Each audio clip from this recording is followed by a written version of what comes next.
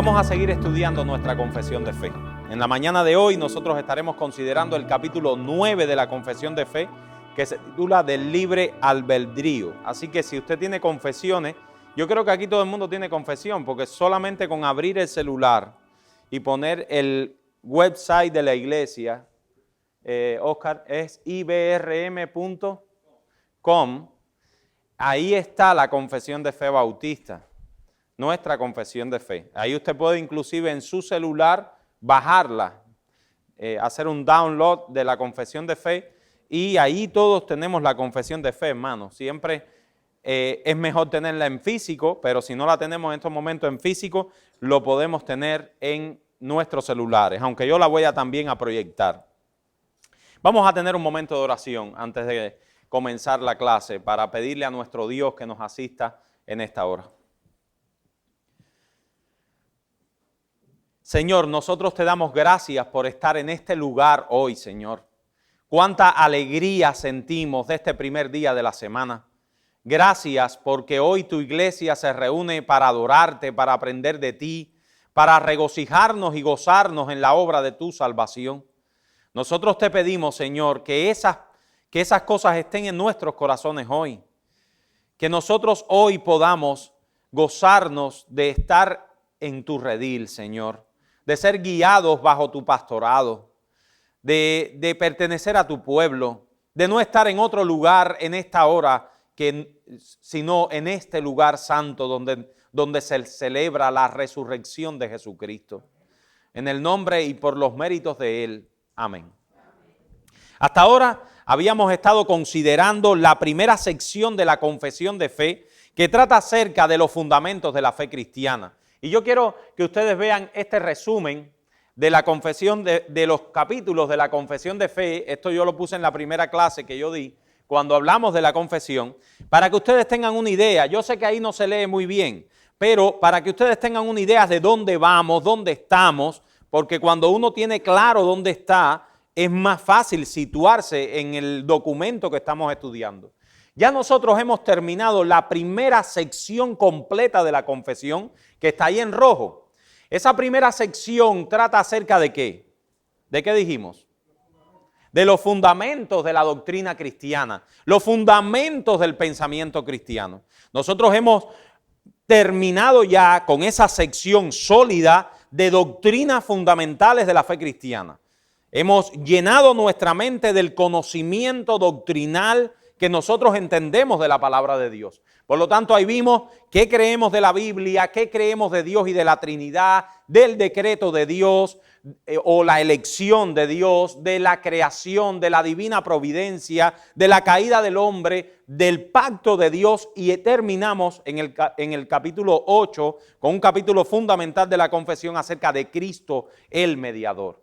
A partir de ahora, a partir de esta clase del capítulo 9, nosotros estaremos ahora viendo una sección de la confesión que es menos profundamente doctrinal y más práctica. Fíjense que nuestra confesión está claramente separada para declarar también cómo esas doctrinas afectan nuestra vida práctica. Así que ahora nosotros estaremos viendo la religión experimental, la salvación aplicada, cómo todas esas doctrinas de la primera sección bajan al corazón y bajan a la vida práctica del creyente. Después de esto, vamos a hablar de las instituciones divinas, la iglesia, el Estado, la familia, y en último lugar, la confesión deja 2 capítulos para hablar de la vida eterna, del mundo venidero. Pero ahora nosotros estamos en esta segunda sección, la religión experimental. Y estas doctrinas son también bien importantes. No quiero que usted ahora vaya a decir, voy a desconectar el plug porque ahora viene la parte práctica, ya la parte teórica ya la aprendí. No puede desconectar el plug. Aunque forman parte también del pensamiento cristiano, esta parte se enfoca más bien en la aplicación de las realidades de la salvación. El capítulo 9 de la confesión de fe toca un aspecto importantísimo de la doctrina bíblica y específicamente de la doctrina de la salvación. Así que nosotros estaremos hablando del libre albedrío y específicamente, ¿qué queremos decirle del libre albedrío? Toda nuestra soteriología. ¿Qué significa soteriología? La palabra soteriología. ¿Algún hermano o alguna hermana? La doctrina de la salvación. Todo lo que nosotros creemos de cómo el hombre es salvado. Por ejemplo, mis hermanos, no lo den por asumido. Los católicos romanos dicen que el hombre se salva a través de méritos propios. Por lo tanto, el hombre tiene que todo el tiempo estarte ganando méritos porque Dios está irado y tengo que esforzarme en ganar cosas para con Dios. Los testigos de Jehová dicen que el hombre se gana a través de la fe y de méritos propios. También dicen lo mismo los católicos romanos, pero los testigos de Jehová dicen es a través de abstenerme de la sangre, a través de unirme a la religión supuestamente verdadera. Por lo tanto, el libre albedrío está unido íntimamente a lo que nosotros entendemos como la salvación. Pero también tenemos algo que no es sectario, o por lo menos no podemos considerarlo a sí mismo como una secta en todo el sentido de la palabra. Tenemos a los arminianos, que tienen un concepto errado del libre albedrío y eso los lleva a una doctrina de la salvación errada en algunos puntos. Toda nuestra soteriología será influenciada por lo que creamos acerca del libre albedrío humano. Un error de esta doctrina bíblica repercutirá profundamente en las demás doctrinas relacionadas con la salvación. Yo quiero, siempre yo me pregunto, antes que yo empezara este camino de la reforma o cuando estaba en mis primeros pasos en una iglesia reformada, siempre me preguntaba, ¿por qué una confesión reformada incluye un capítulo sobre el libre albedrío? ¿No nos da como medio pánico el libre albedrío? ¿No les parece? Medio como que uno dice, pero ¿cómo tú me vas a hablar del libre albedrío? Y de la manera en que la confesión lo habla, ya verán. No es para rechazarlo, la confesión de la habla dice, tenemos libre albedrío. Entonces uno siempre le da como ese. Y entonces yo quiero en este cuadro enseñarles por qué tendemos a un poco repudiar el libre albedrío, porque hay dos grandes conceptos acerca del libre albedrío. En primer lugar, tenemos el concepto del libre albedrío al cual se opusieron los reformadores. Lutero, ¿cómo le llamaba Lutero al libre albedrío? ¿Cómo le llamaba? La esclavitud de la voluntad, ese tratado de Lutero que también en latín decía de servo arbitrio, la voluntad no es libre, sino un esclavo. Los reformadores, cuando los reformadores se oponían al libre albedrío, ellos se opusieron a la idea de la supuesta capacidad del hombre caído para escoger a Dios. Cuando los reformadores en sus tratados se oponían al libre albedrío, ellos lo que estaban era oponiéndose a esa voluntad del hombre caído de escoger a Dios. Los reformadores decían, no estamos de acuerdo con Erasmo de Rotterdam. Erasmo de Rotterdam decía que el hombre era bueno en sí mismo, era un ser que era bueno y podía escoger las cosas de Dios.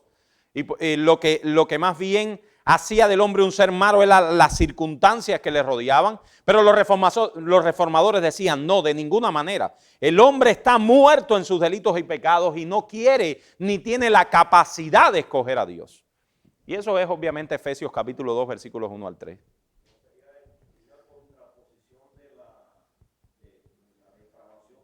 Exacto, ellos lo expresaron cuando después del sínodo de Dort, ellos expresaron eso en forma de esa doctrina de la depravación radical o depravación total.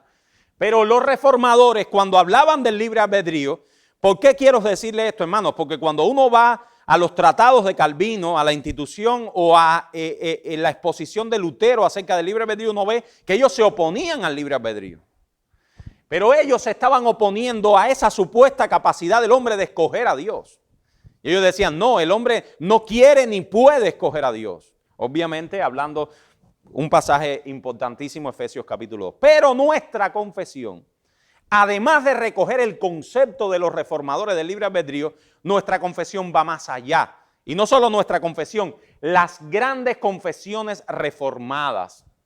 La confesión de fe de Londres de 1689, la confesión de Westminster, el hombre es un ser con responsabilidad moral.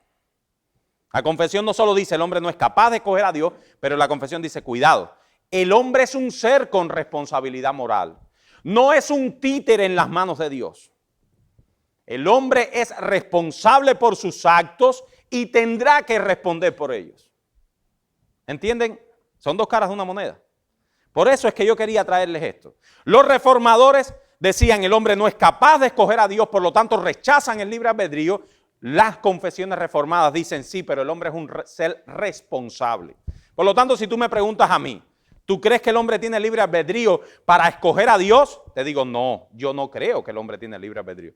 Pero ¿tú crees que el hombre tiene libre albedrío porque es un ser responsable de sus actos y que va a tener que dar cuenta por ellos? Yo sí creo en el libre albedrío. Eso no se preocupen, que lo vamos a tratar en esta clase. Pero tenemos que ver esto así. Porque si no, no entendemos qué quisieron decir los autores de la confesión. Con este capítulo, los autores de la confesión quieren asegurarse de que no caemos en el determinismo. ¿Qué es el determinismo? ¿Alguien sabe? ¿Alguien sabe qué es esta tendencia teológica y que tiende a ser hipercalvinista? Esta tendencia hipercalvinista del determinismo. Bueno, el determinismo indica que todas mis elecciones son predeterminadas por algo externo a mí. Soy como un robot que hace todo lo que los programadores determinaron que yo hiciera. Eso es el determinismo. Todos mis actos están determinados por aquel que me programó, por lo tanto yo hago lo que él quiere que yo haga, pero él está como un programador a una computadora. Es algo así, miren la imagen. Eso es determinismo. Somos unos títeres en las manos de Dios. Dios está como moviendo nuestros brazos y moviendo nuestra vida. La confesión se opone totalmente a eso. Y la Biblia también. Y yo sé lo que está en sus mentes, yo sé que están diciendo, bueno, pero Dios no es soberano, Dios no determina todas las cosas, todo cuanto yo haga no está determinado por Dios. Sí, pero no de esta manera. No de esta manera. Dios no es un titiretero. Nosotros no somos títeres en las manos de Dios. Dios no hizo roboces. No lo hizo. Lo pudo haber hecho, pero no lo hizo. Dios dio al hombre libertad. Esa libertad creacional. Y sé que estamos en un tema profundo. Así que este capítulo ocupa un lugar estratégico en el contenido de la confesión, habiendo establecido la doctrina del pacto en el capítulo 7 y habiendo explicado la doctrina de Cristo como mediador. Ahora los autores pasan a explicar cuál es la condición del hombre que necesita ser salvado. Y este capítulo, ahora vamos a ver cada párrafo. En el párrafo 1 nosotros encontramos una definición de la libertad humana, mientras que en los párrafos 2 al 5 vemos los estados de esa libertad. En el párrafo 1, ahora lo veremos, mire, es muy hermoso este capítulo. Establecen qué es la libertad humana, porque mis hermanos, el libre albedrío es libertad libre. Eso es lo que significa. Ellos establecen qué es la libertad humana y a partir del párrafo 2 al 5 vemos cómo esa libertad va variando a lo largo de la historia del hombre. En primer lugar, cómo es la libertad en el estado de inocencia antes que Adán y Eva pecaran. Cómo es la libertad en el estado de pecado, en el estado de gracia y en el estado de gloria. Ese es el capítulo. Una definición de qué es la libertad y en cada párrafo trata cómo esa libertad va desde el estado de inocencia, el estado de pecado cuando el hombre cae, el estado de gracia en donde estamos los creyentes y el estado de gloria. En primer lugar, entonces, veamos la definición de la libertad humana. Los autores de la confesión dicen, algún hermano que lo lea.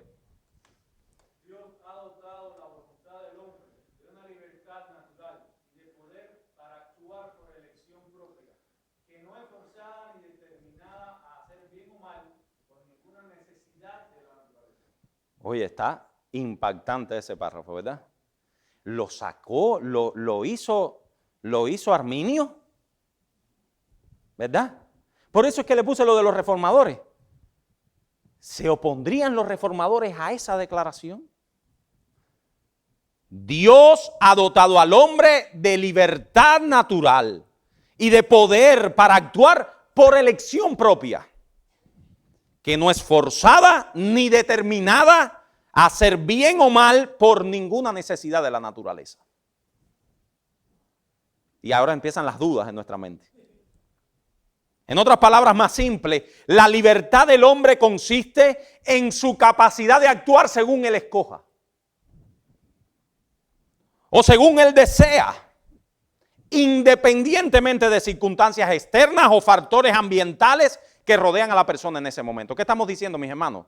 Que cuando tú pecas, aunque hay factores externos que pueden determinar la presión social, joven, cuando tú caes en pecado, pues hay factores externos que determinan, pero dice nuestra confesión, tú eres el responsable por eso, porque tú puedes decir no. Eso es una declaración tremenda. Dice este presbiteriano, él lo dice comentando este párrafo de la confesión, que por cierto es exactamente igual en la confesión de Westminster y en la confesión bautista. Dice Williamson, con libre albedrío queremos decir que la voluntad del hombre no se ve coaccionada, que el hombre no se ve forzado por algún poder externo más grande que él a hacer algo que no quiere hacer. Es decir, que el hombre está libre para hacer lo que quiere dentro de los límites de su habilidad. Hermanos, amados, aprendamos este concepto y nos libraremos de muchas cosas. Cuando Dios salva a un hombre, no lo hace haciéndole hacer algo en contra de su voluntad. Y vamos a aprenderlo poquito a poco. Dios es un ser maravilloso. Dios no salva a nadie en contra de su voluntad. A nadie. Por lo tanto, dice este hombre, el libre albedrío es que el hombre es libre de hacer lo que él quiere dentro de los límites de su habilidad. Dentro de los límites de su habilidad. En otras palabras, según la confesión, el hombre tiene una libertad natural, dice Waldron, comentando nuestra confesión ahora. El hombre tiene una libertad natural, es la capacidad de actuar según se escoja, es la libertad de escoger como se desea, independientemente de las circunstancias externas o factores ambientales que rodean a una persona en ese momento. Eso dice Waldron comentando este primer párrafo. Muchas dudas, ¿verdad? Pero vamos a irla determinando. ¿Qué dice la Biblia? Que es más importante que Waldron, que Williamson, que la confesión. ¿Qué dice la Biblia? En Santiago capítulo 1, versículos 13 al 14. ¿Alguien que lo lea?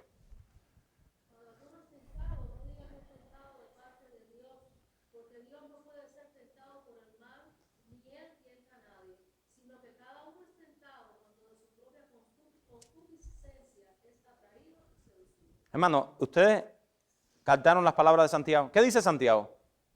Cuando tú pecas, no digas que Dios te hizo pecar o que el amiguito te hizo pecar. No. Tú pecas porque eres tentado cuando eres atraído y seducido de tu propio corazón. Por lo tanto, ustedes saben, el concepto de achacarle todo al diablo es un concepto extraño a la Biblia. Ese concepto pentecostal de que todo es culpa del diablo es un concepto extraño a la Biblia.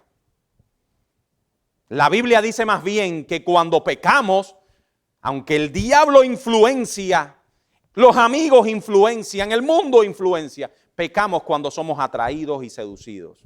El enemigo está aquí adentro. No lo busque fuera. El hombre es libre para pecar. Y cuando lo hace libremente. Miren otro texto. Algún hermano que lo lea, Deuteronomio 30, 19, 20. Hermano o hermana. A los cielos y a la tierra ya como testigo soy contra vosotros. Os he puesto delante la vida y la muerte, la bendición y la maldición. Escoge pues la vida para que vivas tú y tu descendencia, amando a Jehová tu Dios, atendiendo a su voz y siguiéndole a él,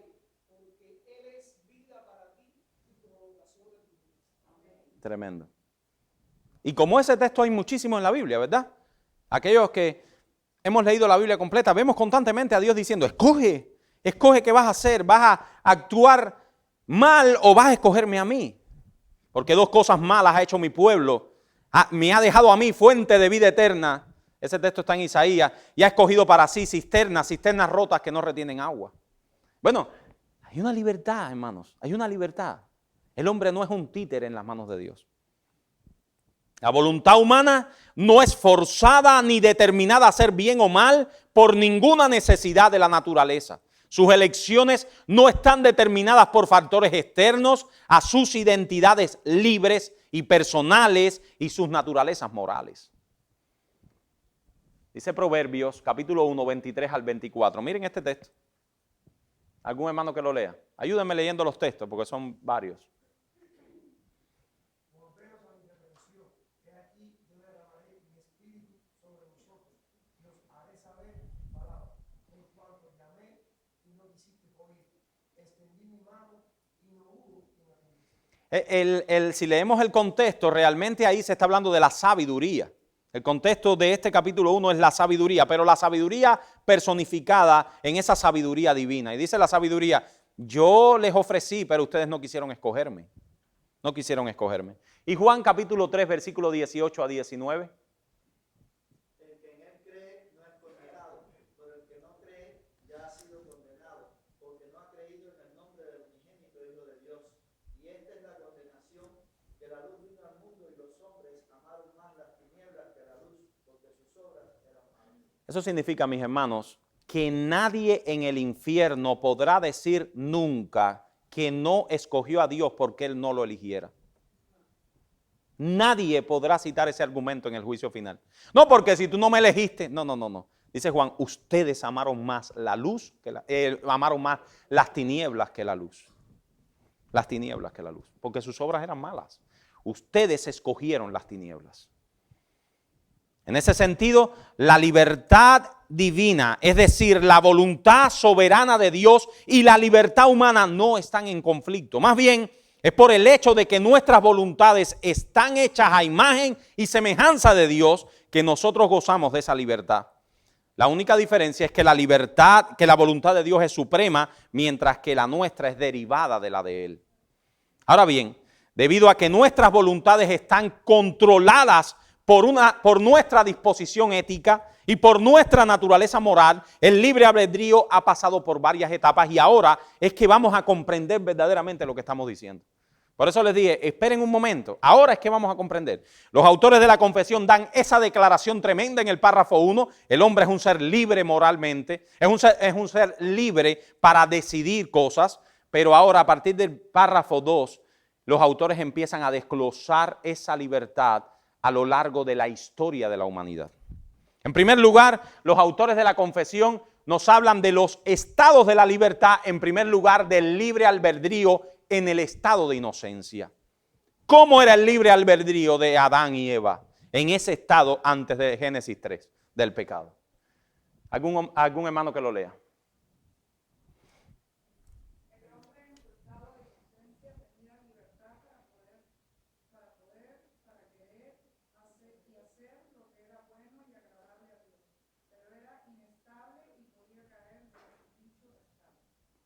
Léelo de nuevo, hermanas, a ver si se nos meten las entendederas. El hombre, en su estado de inocencia, tenía libertad y poder para querer y hacer lo que era bueno y agradable a Dios, pero era inestable y podía caer de dicho estado. Yo creo que mejor que eso no se puede decir. El hombre creado por Dios en su estado de inocencia era libre de hacer lo que deseara. Pero debido a que fue creado sin pecado, él solo deseaba lo que era bueno y correcto, aquello que complacía a Dios. Tenía libertad absoluta para hacer lo que quisiera, incluyendo la libertad y la habilidad para hacer el mal. Pero poseía una habilidad para hacer el bien que el hombre perdió en la caída. Perdió en la caída. Los autores dicen, ellos fueron creados buenos, ellos tenían la habilidad de hacer lo bueno, pero eran inestables y podían caer de ese estado. ¿Dónde dice eso? Bueno, algunos hermanos que lo lean. Vamos. Génesis 3:6.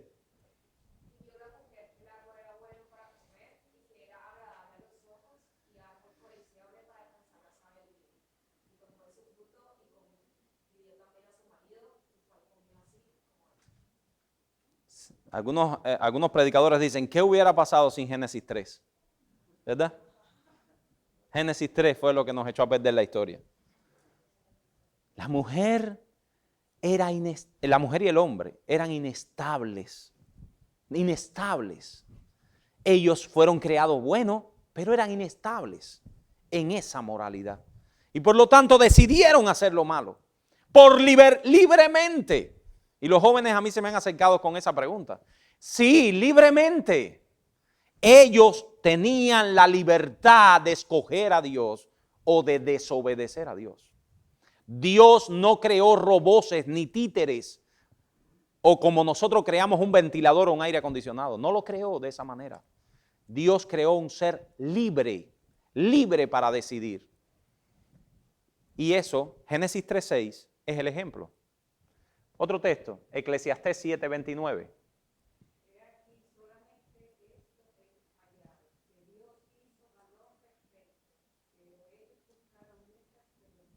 Eso es lo que estamos diciendo exactamente. Dios creó a un hombre recto, pero ellos buscaron perversiones. Sin embargo, como hemos explicado, ese hombre no era una máquina. Por lo tanto, ellos escogieron, eran mudables y podían caer de ese estado, de dicho estado de inocencia. Y de hecho fue lo que hicieron. ¿Claros hasta ahí? Ese era el hombre antes de la caída. ¿Qué pasó con el hombre después de la caída? Ahora, en el párrafo 3, los autores de la confesión nos vienen a decir el libre albedrío en el estado de pecado, después de Génesis 3. ¿Algún hermano que lo lea?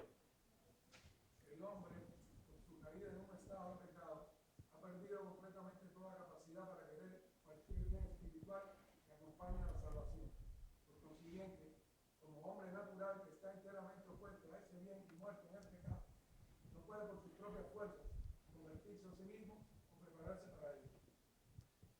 Voy a hacer una pregunta candente. Y esta es para que respondan de verdad, no es para que mediten. ¿Qué sucedió con la libertad humana cuando el hombre cayó en pecado?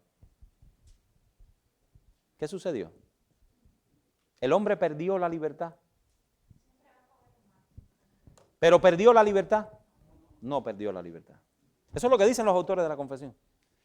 El libre albedrío se mantiene, pero el hombre perdió la capacidad, que es otra cosa diferente.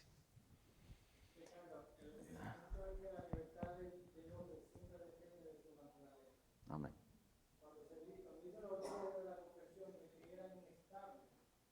No significa que ellos le bañaban en su concepto, sino que como la naturaleza de ellos no se daba bueno, ellos podían elegir entre el pecado o no pecar, por la naturaleza que no tenían. Una vez que el hombre cae en pecado, esa naturaleza cambia. Yo no sé si tú vas a hablar de eso. Sí, pero no, hermano, pero tranquilo, no hay problema.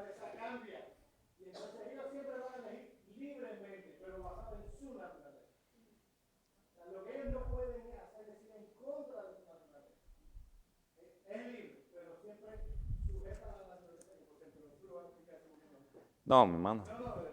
El hombre no perdió su libertad, pero perdió su habilidad de hacer el bien. Mire, aquí les traigo esto. Es lo que Joel estaba diciendo. Génesis 6:5, ¿qué dice?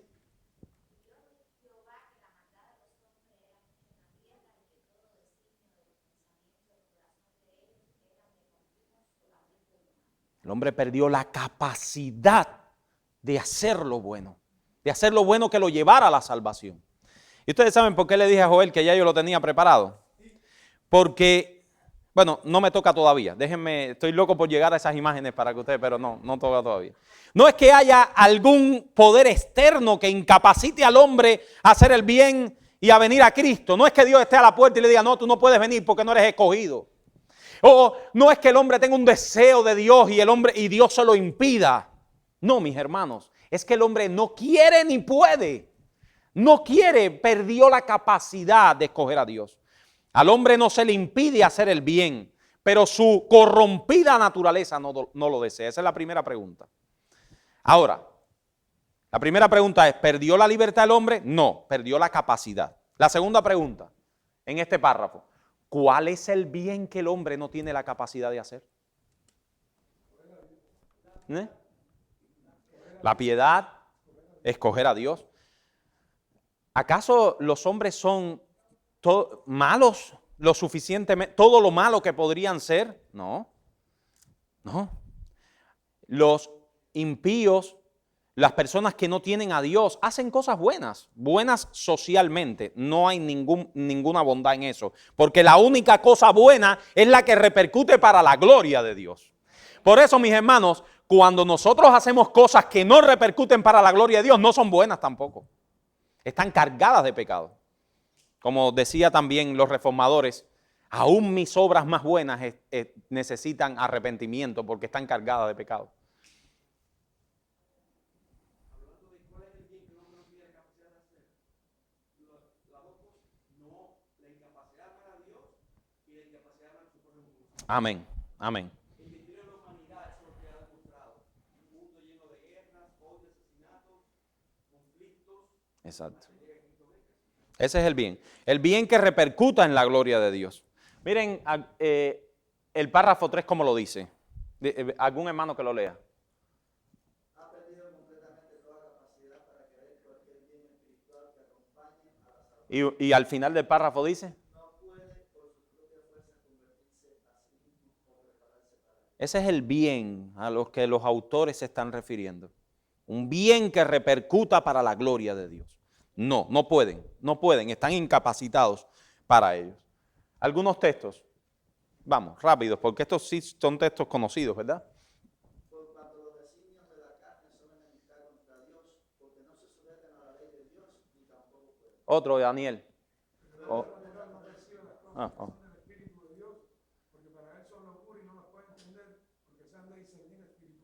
Y un texto muy conocido, Romanos 3, ¿qué dice?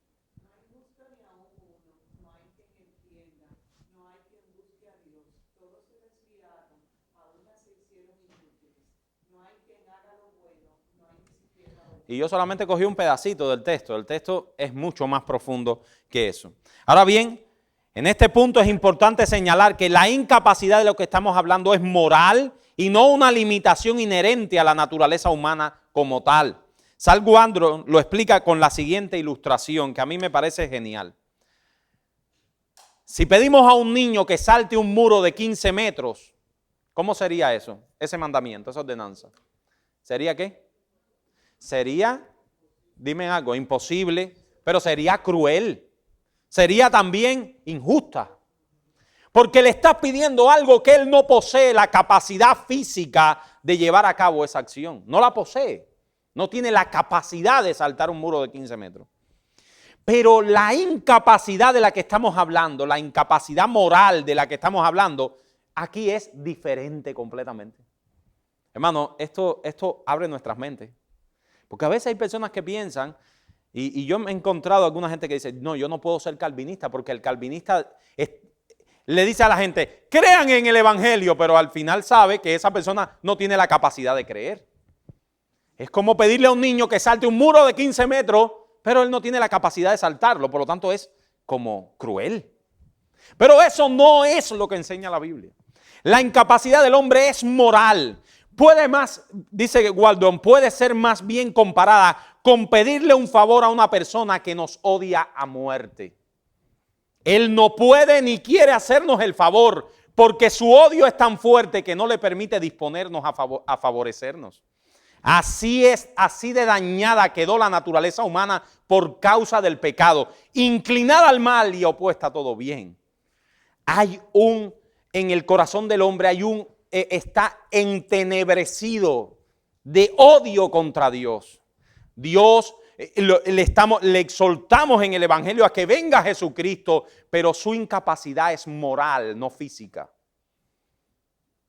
El ser humano entiende con sus entendederas el evangelio, mis hermanos. Pero hay una incapacidad moral que hace que Él venga a Cristo. ¿Entendemos eso ahí? Sé que es profundo, pero Es lo que enseña la Biblia. Otra pregunta que le hago al párrafo de la confesión, o que le hago también a las Escrituras. ¿Excusa esa incapacidad al hombre de sus pecados o del hecho, eso me quedó más redactado, o del hecho de que no viene a Cristo en arrepentimiento y fe? ¿Eso lo excusa? Por supuesto que no. Veamos un ejemplo. Un hombre que se encuentra completamente borracho, ¿tiene la capacidad de manejar de tal manera que su carro se mantenga en el carril correcto? No la tiene, no tiene la capacidad. ¿Y qué sucedería si ese borracho toma, borracho pero de verdad, como una uva decimos en Cuba, si ese borracho toma su carro y mata a una persona? ¿Podría el juez decir, no, tú estabas borracho, lo siento? Darle las condolencias a la familia. Es responsable, ¿verdad, amado? Eso no lo libra en ningún juez. Eso no lo libra en ningún tribunal. Es más, eso es un agravante, ¿verdad? De ese mismo modo, el hombre no puede excusarse delante de Dios. Miren lo que dice Waldron. Este ejemplo no lo cogí de mí. Esto es Waldron también en la confesión. La razón por la que los hombres no pueden arrepentirse es porque están demasiado borrachos con el vino embriagador de su rebelión contra Dios. Esa es el libre albedrío en el estado de pecado. Están demasiado embriagados en su rebelión contra Dios.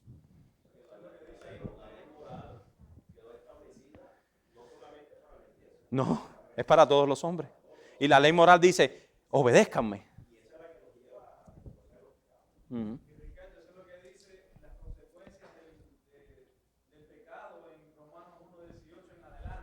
Amén. Léelo. ¿Viste? Léelo. Tenemos unos teólogos aquí.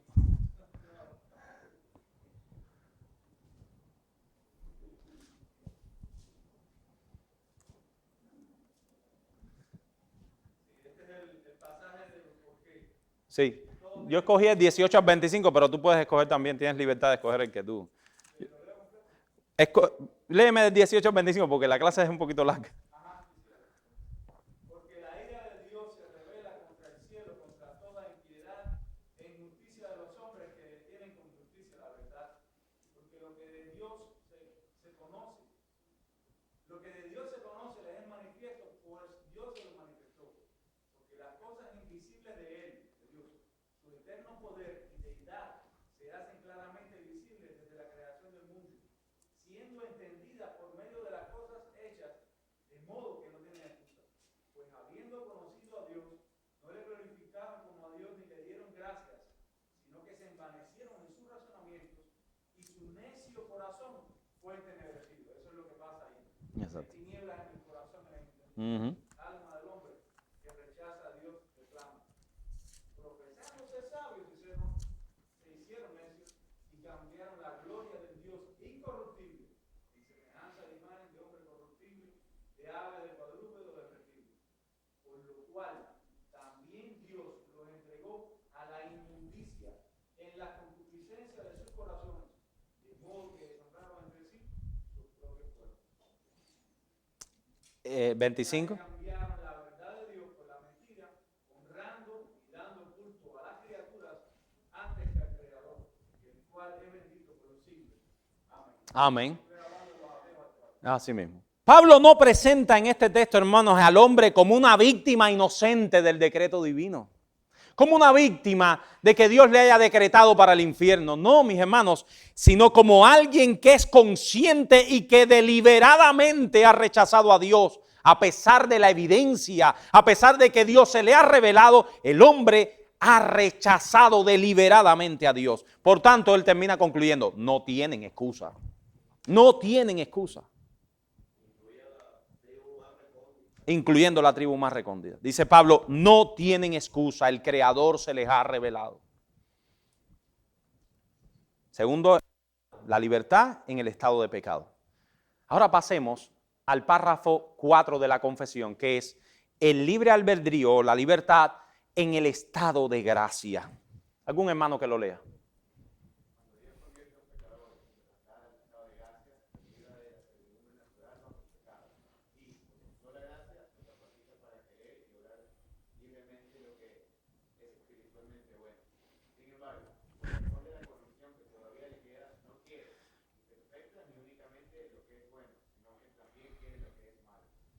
Yo se los voy a explicar como lo explica Sugel. Este ejemplo de Sugel yo lo he usado más que Sugel.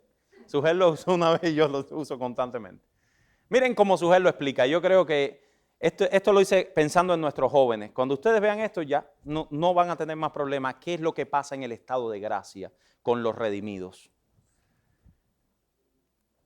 Eso es un buitre. Esto es una paloma. Esto es carroña, ahí hay animales muertos. Esto es alpiste.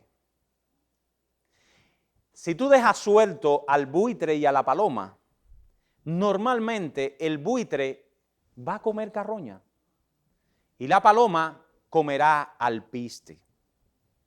Eso es lo que pasa en el estado natural. Pero ¿qué pasa si nosotros empalomizáramos al buitre?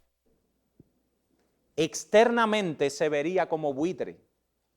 Pero miren lo que pasa ahora. Si nosotros empalomizáramos al buitre. Si nosotros pusiéramos en él una nueva naturaleza, por fuera se vería buitre. Se vería buitre. No sé si se pondrá bravo. Dios, ¿y no te ven buitre todavía? A mí también. Nos ven externamente buitres. Todavía parecemos buitres externamente. No hay ningún cambio externo visible a los demás. Pero cuando nos dejen actuar, veríamos que comemos alpiste. Esa es la obra de la regeneración, mis hermanos. Es la obra de la regeneración. Libremente estamos en este lugar y no en la playa. Libremente ahora tenemos deseos por Dios, deseos por el Evangelio, aunque externamente nos ven todavía como buitres y no pueden entender qué ha pasado con nosotros. Exacto, pero hay una lucha. Entonces, hermanos, libremente estos buitres que vemos aquí, nos gusta el alpiste. Nos gustan las cosas de Dios. Y el mundo todavía se pregunta, pero ¿qué te ha pasado? ¿Qué te ha pasado? ¿Qué ha pasado contigo que ahora en vez de estar en borracheras estás leyendo la Biblia? Y mis hermanos amados, si eso no ha pasado contigo, no conoces el Evangelio ni conoces a Jesucristo. Porque los regenerados aman las cosas de Dios, viven para las cosas de Dios. Tropezamos, sí, tropezamos. Pero nos arrepentimos, tropezamos, pero nos gusta comer alpiste. Ya no queremos más carroña. Y si tú estás viviendo en la carroña de tu vida, tienes que convertirte a Jesucristo. No has conocido al Señor. Eso es lo que pasa en la obra de la regeneración. Y eso es lo que el párrafo 4 nos está diciendo, mis hermanos. Dos cosas nos dicen los autores de la confesión. En primer lugar, solo el Dios Trino nos puede capacitar para librarnos de la esclavitud en el que el hombre está verdaderamente sumido. El Dios Trino cambia la naturaleza. No cambia nuestra libertad, sino cambia nuestra naturaleza, nos cambia de raíz. Eso es lo que dice Colosenses 1:13 y Juan 8:36. Vamos a leerlo, hermanos. No quiero pasar por alto los textos de la Biblia. Algún hermano que lea Colosenses 1:13. Yo tengo muchísimos más textos acá, pero escogí estos dos solamente. No, el texto es el que quiero, pero que es que no lo puse. Amén. Dios nos ha librado de la potestad de las tinieblas y ahora nos ha puesto en el reino de su amado Hijo. Y Juan 8:36.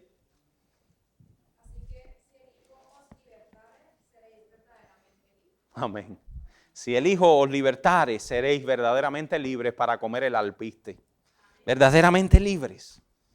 La libertad que Cristo produce en su pueblo es una libertad preciosa, mis hermanos. Nos libró de las cadenas del pecado, nos libró de la corrupción de nuestros corazones y ahora nosotros escogemos lo bueno.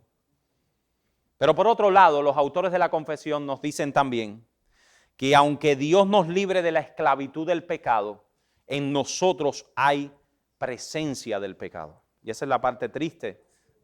En nosotros todavía está el pecado. Él nos libró de la esclavitud, ahora luchamos contra él, pero todavía está el pecado en nosotros. Y es el texto que nuestro hermano César estaba citando.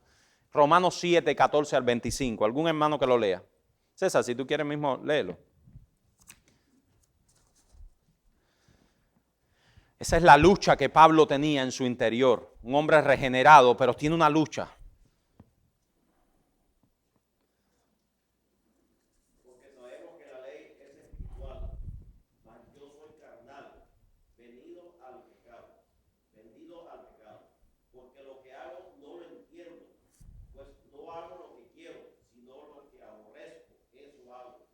Y lo que no quiero, esto hago. Apruebo que la ley es buena. De manera que ya no soy yo quien hace aquello, sino el pecado que mora en mí. Y yo sé que en mí, esto es, en mi carne, no mora el bien, porque el querer el bien está en mí, pero no el hacerlo. Porque no hago el bien que quiero, sino el mal que no quiero, eso hago. Y si hago lo que no quiero, ya no lo hago yo, sino el pecado que mora en mí.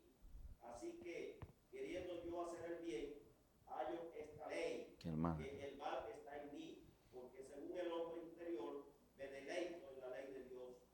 Pero veo otra ley en mis miembros, que se revela contra la ley de mi mente, y que me lleva cautivo a la ley del pecado que está en mis miembros. Miserable de mí, ¿quién me librará de esta muerte? De este cuerpo de muerte. De este cuerpo de muerte. Gracias doy a Dios por Jesucristo, Señor nuestro.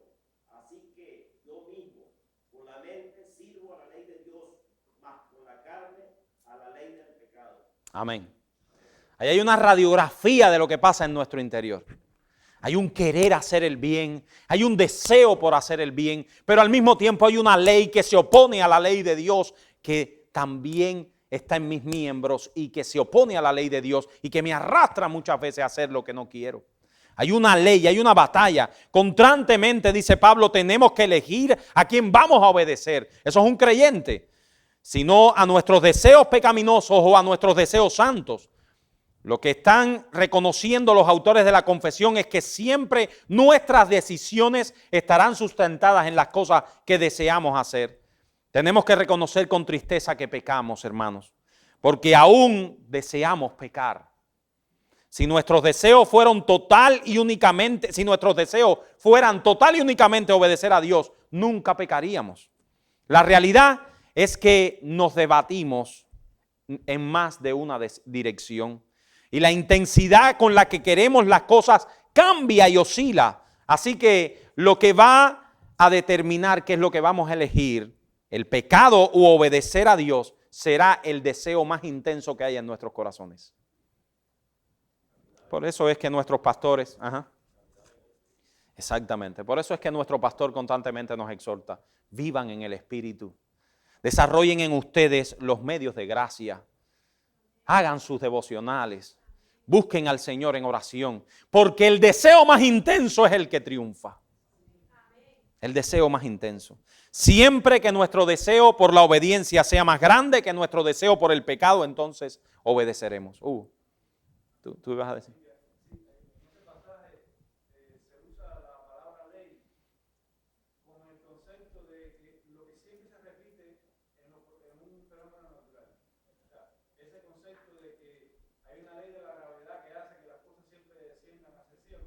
Bueno, en los impíos hay una ley para el pecado.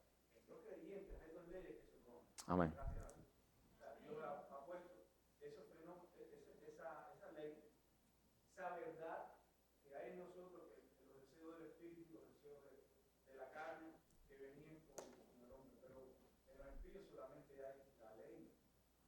Amén. Dice,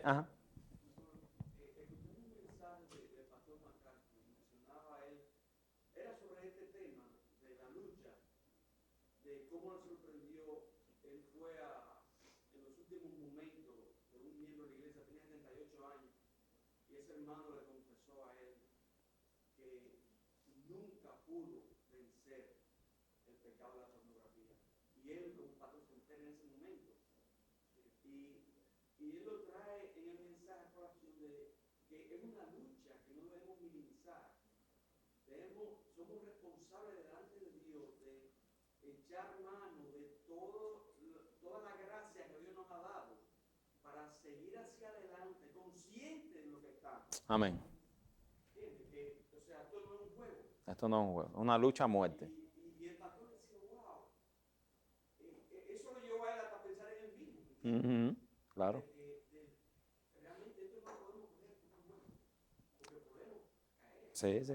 Exactamente, eso es lo que Pablo dice en Romanos. Y Pablo lo dice con un tono de angustia. Ustedes se dan cuenta, Romanos 7 tiene un tono de angustia. Tengo una angustia en mí. Y la angustia es que quiero hacer el bien, pero hay un mal que se revela contra ese bien que quiero hacer. Y eso es un tono de angustia. Mire cómo lo dice el recién fallecido pastor Sproul. Dice él, ¿qué podemos hacer para fortalecer nuestra santificación? El nivel de nuestros deseos de obedecer a Cristo tiene que incrementarse. Y el nivel de nuestros deseos por las cosas de este mundo tiene que disminuir. Por cuanto siempre estamos siguiendo nuestras inclinaciones y deseos más fuertes. La única vía para crecer en la gracia es alimentar y fortalecer nuestros deseos por Dios y dejar de alimentar nuestros deseos pecaminosos. Esa es la única vía de la santificación. En último lugar, ya terminando la clase, el último párrafo de nuestra confesión nos habla del libre albedrío en el estado de gloria. En el estado de gloria. Miren cómo lo dice la confesión. Mire este párrafo chiquitico. ¿Cómo dice el último párrafo? Esta voluntad del hombre es hecha perfecta e inmutablemente libre, solo para el bien, únicamente en el estado de gloria. En el estado de gloria, en la glorificación, seremos librados ¿de qué? ¿De qué seremos librados? Del pecado, de la presencia del pecado. Ya Romanos 7 no tiene valor en la glorificación. O no expresa una realidad de la glorificación. Esa lucha terminó. La lucha contra el pecado solo termina cuando este cuerpo deja de existir y estamos en la gloria de Dios. Estamos allí en la presencia de Dios. En cuerpos glorificados. Fuera de la presencia del pecado, podremos gozar de una plena y completa libertad para obedecer y amar a Dios. Termino con estos dos textos bíblicos. Algún hermano que lea Efesios capítulo 4, versículo 13 y Hebreos capítulo 12, versículo 23.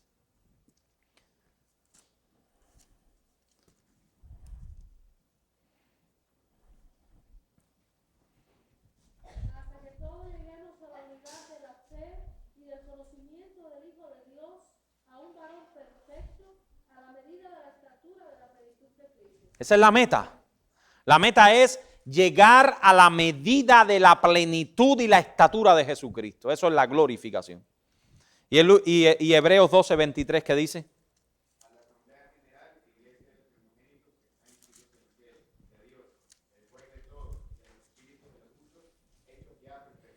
Amén. Cuando lleguemos allí a la congregación de los primogénitos que están en los cielos, y a Dios es juez de todo, y a nuestros espíritus que serán ¿qué? Perfectos. Amados hermanos, que esta enseñanza traiga en nosotros un deseo por la gloria de Dios, un deseo por vivir para su gloria. Si algún hermano tiene alguna pregunta, algo que haya quedado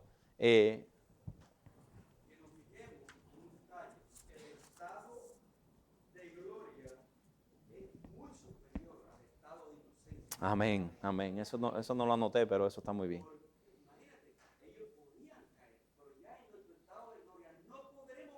Amén. Amén, amén.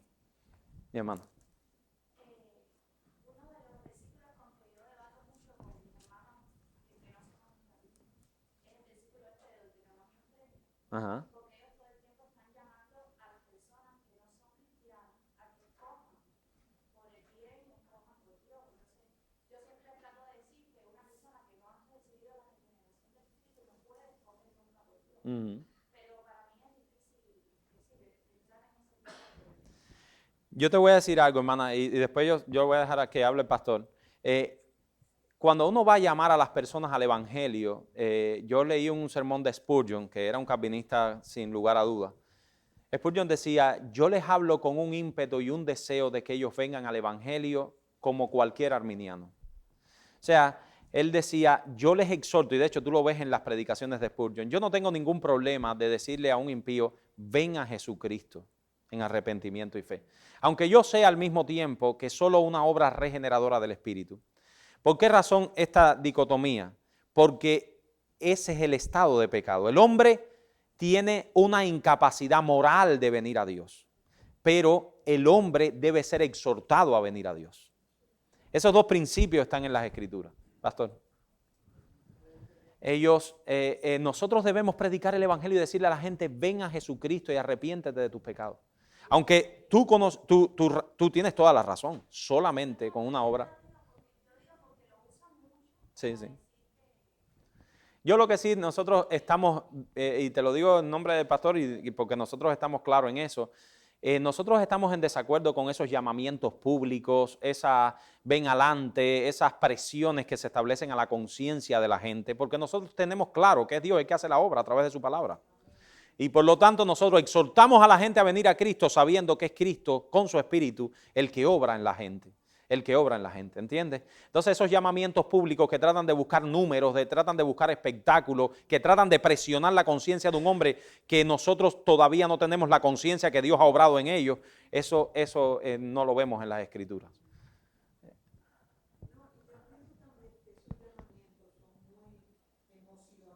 Uh-huh. Exacto. Exacto. Bueno, hermano, vamos a orar y con esto terminamos. Damos gracias a Dios por este capítulo 9 de la confesión. Señor, nosotros te damos gracias por tu palabra. Gracias, Señor, porque nosotros vemos con claridad el mensaje de tu palabra. Gracias porque nosotros podemos y vivimos en la regeneración. Gracias porque tú has obrado en nosotros un nuevo nacimiento. Porque si no fuera por esa obra maravillosa, Señor, todos nosotros escogeríamos siempre el mal. Nosotros te rogamos, Padre Celestial, que tú hagas la obra en este lugar y que mucha gente venga al conocimiento de tu Hijo Jesucristo. En el nombre y por los méritos de Él. Amén.